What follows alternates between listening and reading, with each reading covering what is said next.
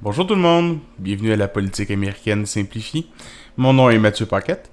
Lors de la dernière capsule, jeudi dernier, on a parlé des démocrates et des républicains. Aujourd'hui, on va parler de la Constitution américaine. Donc, la Constitution américaine qui est le document principal sur lequel les États-Unis ont été fondés. La Constitution américaine a été écrite en 1787.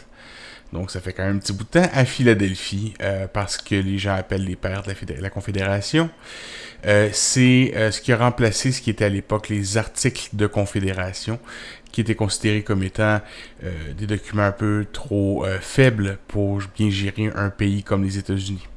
Donc, le but de la Constitution, c'était d'établir le cadre général du gouvernement fédéral, donc le cadre, les fonctionnements de base du gouvernement américain. C'est dans ce document-là qu'ont été établis, entre autres, les trois branches dont on a parlé, le judiciaire, le législatif et l'exécutif. Donc, les trois branches, les responsabilités de ces branches-là, ce qu'ils doivent faire, c'est quoi leurs droits, etc. C'est des choses qu'on peut retrouver au sein de la Constitution américaine. Donc, il y a trois principes de base qui sont importants au niveau de la Constitution américaine. Donc, la séparation des pouvoirs. Donc, des pouvoirs de l'État versus les pouvoirs du fédéral. Donc, qu'est-ce qui relève du pays, gouvernement général, donc des États-Unis au complet, versus ce qui relève de l'État.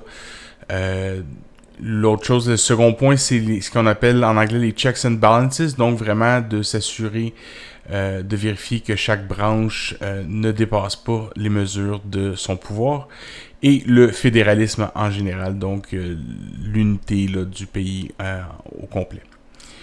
Quand on parle de constitution, on entend souvent parler des amendements.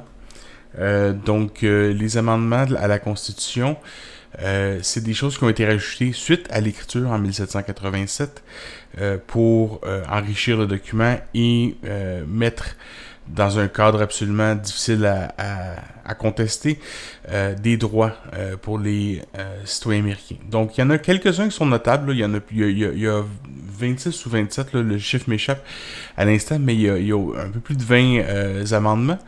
Ceux qui sont notables, on commence par le premier, le premier amendement, qui est la liberté d'expression, de religion, de presse et de se rassembler. Donc, c'est un droit fondamental aux États-Unis.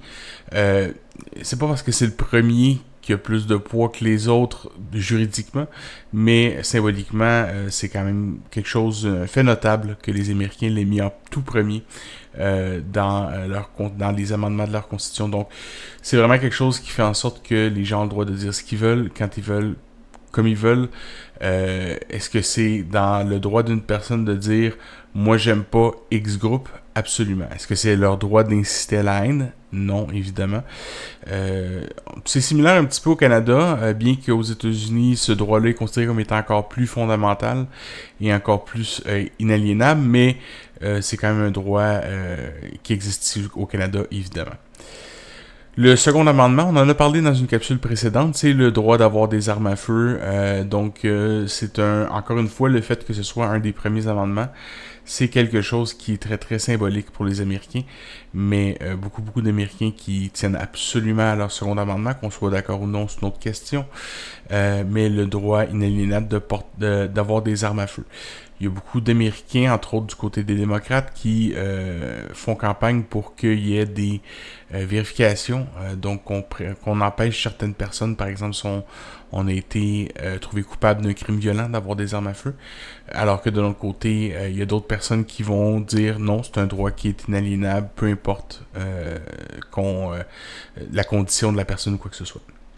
Le quatrième amendement, qui est l'amendement sur en anglais on dit search and seizures, donc le gouvernement n'a pas le droit de reposséder les choses d'un citoyen normal sans avoir au préalable fait la preuve que c'est le fruit d'une activité criminelle. Donc, ça slash autre chose.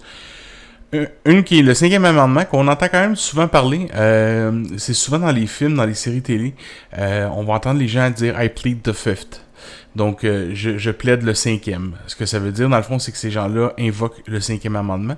Le cinquième amendement, c'est un amendement qui dit que toute personne a le droit de ne pas s'incriminer lui-même. Alors, disons que j'ai fait un crime quelconque et que quelqu'un me demande devant une cour criminelle si j'ai fait l'acte criminel, j'ai le droit de dire I plead the fifth, je réclame le cinquième amendement. De façon théorique, évidemment, ça ne peut pas être vu comme un aveu de culpabilité. Ça, c'est au criminel, alors que si on y va au niveau civique, au niveau civil, là, à ce moment-là, on a quand même le droit d'invoquer le cinquième amendement, mais le juge a le droit d'en tirer les conclusions qu'il décide. Le sixième amendement, justement, c'est l'amendement qui dit que tout citoyen a le droit à un procès juste et équitable en cas de crime. Un autre amendement qui est quand même très important, 15e amendement, le droit de vote pour les gens racisés. Alors oui, évidemment, on en a parlé un petit peu dans les chroniques précédentes.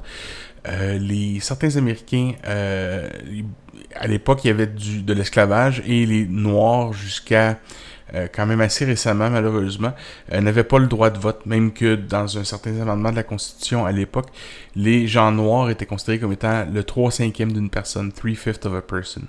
Donc, le 15e amendement donne le droit de vote à tous les gens qui sont américains. Un autre, quand même assez important, je crois que vous allez être d'accord, c'est le 19e amendement qui donnait le droit de vote aux femmes. Alors, effectivement, au début aux États-Unis, puis c'est la même chose au Canada aussi, il fut une époque où, malheureusement, les femmes n'avaient pas le droit de vote. Heureusement, on a progressé, passé ça. Et le 19e amendement donne le droit de vote aux femmes. Et puis finalement, le 25e amendement, qu'on entend quand même parler à l'occasion.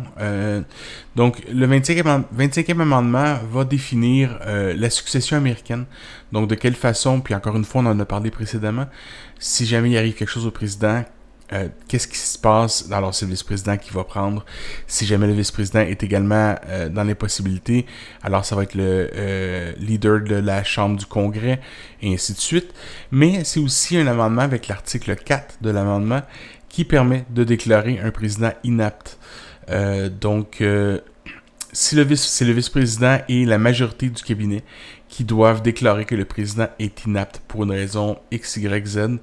On peut s'imaginer là, un président qui peu importe la raison, là, mais qui est pris d'une crise de folie, peu importe, le président a le droit de contester l'invocation du 25e amendement, auquel cas il va plaider sa cause devant les deux chambres du Congrès, qui sont le Congrès lui-même et le Sénat. Et le Sénat doit approuver la destitution du président par le 2/3 des représentants dans chacune des chambres. Encore une fois, un bref survol de la Constitution américaine ainsi que des amendements qui en font partie. On rentre pas trop dans le détail, mais si vous avez des questions, si vous avez des choses que vous aimeriez savoir à propos de la Constitution, des détails sur des amendements spécifiques, des articles spécifiques, ou encore si vous avez un autre sujet que vous aimeriez que j'aborde dans une prochaine chronique, je vous invite à me le faire part en commentaire, que ce soit ici sur YouTube ou encore sur ma page Facebook, La Politique américaine simplifiée. Je vous invite à me laisser un petit like et ici et un abonnement, ainsi que sur ma page Facebook, ça m'aide beaucoup. Et je vous remercie et je vous dis à la prochaine.